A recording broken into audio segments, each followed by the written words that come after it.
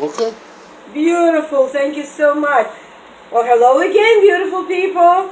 Hello to all of you. And we might as well laugh. Yes. Because tonight we're talking about the sixth sense. We're going to practice the sixth sense. You know what the sixth sense is?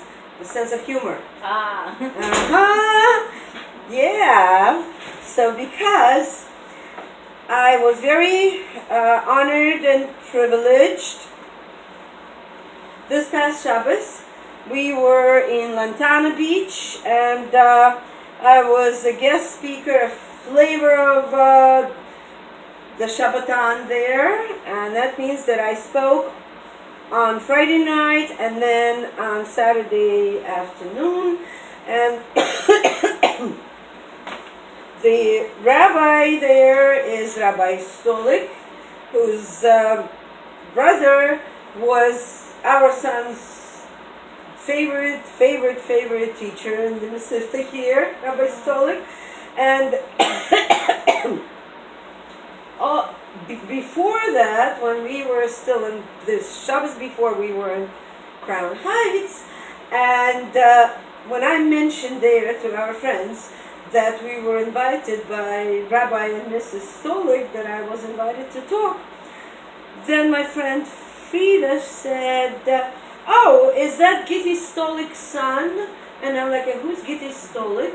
She said, oh, well, you go there and you'll find out. So I went there and I found out. Wow. There's a series of books. She's a prolific writer. She's an educator. And mainly she writes on the topic of joy, laughter, humor. So, let me show you. All right, guys? The book, it's called It's Okay to Laugh. Seriously. Seriously. So, what she says in this book is that joy is one of the deepest and most elusive mysteries of creation. Well, think about it. When we're sad, tears start coming. We don't have to give ourselves some kind of an executive order. I'm going to want tears. Maybe actors and actresses do that. I've never seen one who was able to do it without a drop of glycerin in their eyes. It's not real tears, it's glycerin. Yeah, I'm telling you. Not for nothing, I worked on television for years. You know, I know how it's done.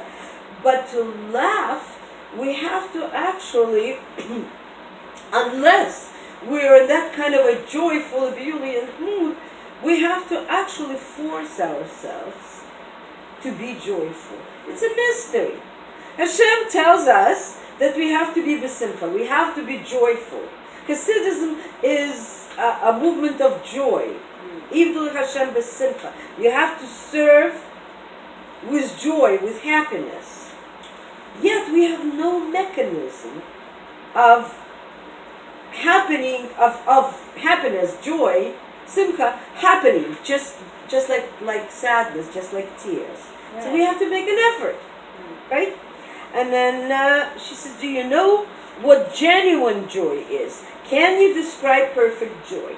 And then she goes on, there's actually an article online on Chabad.org where she describes how she asked some people that question, what is perfect joy? And there was one Israeli lady who, and she says that she's a phenomenal teacher, so she expected a very profound answer. And that lady says, well, if unhappiness means that you are grouchy, you're sad, then joy is the opposite. You're not grouchy, you're not sad. But I always teach my students that if you say that this is not a bed, it's still not telling anybody that it's a table, right? Yeah?